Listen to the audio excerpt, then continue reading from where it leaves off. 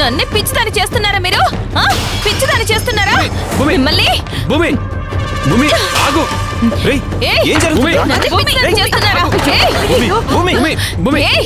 నన్ను వదలు, వెళ్ళండి ఇక్కడి నుంచి. వదలు మాధవ్, వదలు. ఏంట్రా ఈ గోళ? వదలు, వదలు. నన్ను పిచ్చిదాని చేయాలని చూస్తున్నారా మీరు? మీరందరూ కలిసి పిచ్చిదాని చేస్తున్నారు.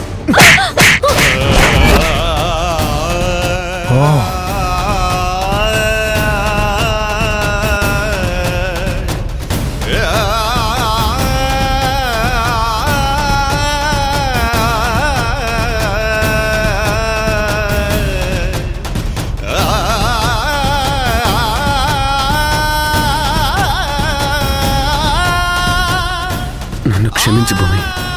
నువ్వు ఇలా ఆవేశపడిపోతుంటే ఏమైపోతావో నాకు భయం వేస్తుంది. నువ్వు ఇలా ఆవేశపడే కొద్దీ ఇంట్లో వాళ్ళు సహనం కోల్పోతూ ఉన్నారు. నువ్వేం చేస్తావో ఏంటో అని భయపడుతున్నారు. నీ పరిస్థితి ఇలా ఉండటంతో నువ్వు ఉండటం కూడా ఇంట్లో ఎవరికి ఇష్టం లేకుండా పోతుంది. అందుకే నీ మీద చేయి చేసుకోవడం తప్పితే నాకింకో దారి కనిపించలేదు.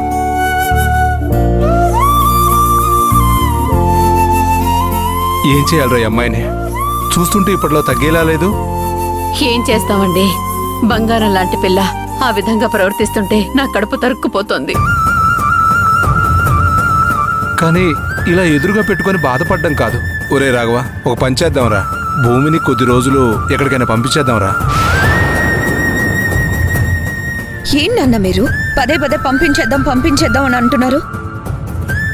అంతకంటే వేరే దారే ఉందమ్మా. ఒకరోజంటే పర్వాలేదు, ప్రతిరోజు ఎలా బాధపడతాం? ఇంటికొచ్చిన వాళ్ళ మీద దాడి చేస్తుంది, ఇంట్లో వాళ్ళ మీద కేకలు వేస్తుంది. ఎప్పుడు ఎలా ప్రవర్తిస్తుందో, ఎక్కడి నుంచి వస్తుందోనని భయపడి తిరగాల్సి వస్తుంది ఈ ఇంట్లో. తనలా ప్రవర్తిస్తుందంటే కావాలని కాదు కదా నాన్న. తన ఆరోగ్యం బాలేదని తెలుసు కదా మనకి.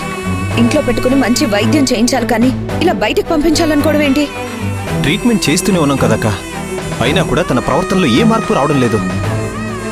నాన్న చెప్పినట్టు తనని బయటికి పంపించడమే నాకు కరెక్ట్ అనిపిస్తోంది. రాఘవ, నువ్వు కూడా ఏంట్రా? తన దెబ్బకి ఆలేఖ్యకి పీడకల వచ్చింది.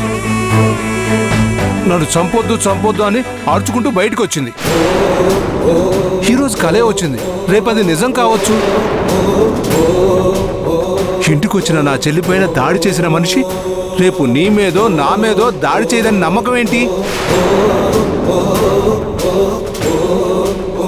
నాన్న చెప్పింది కూడా నిజమే అక్క. తనని ఈ పరిస్థితిలో ఇంట్లో ఉంచుకోవడం మంచిది కాదు. అలానే తన ఒక్కదాన్ని బయటికి వెళ్ళమంటాం కూడా కరెక్ట్ కాదు. తన ప్రవర్తనకి పరిస్థితికి అందరం భయపడడం కన్నా తనకి నయ్యం అయ్యేంత వరకు వాళ్ళిద్దరిని బయటికి పంపించడమే బెటర్. బావా, మీరు వెళ్ళి వాళ్ళిద్దరికీ అర్థమయ్యేలా చెప్పండి.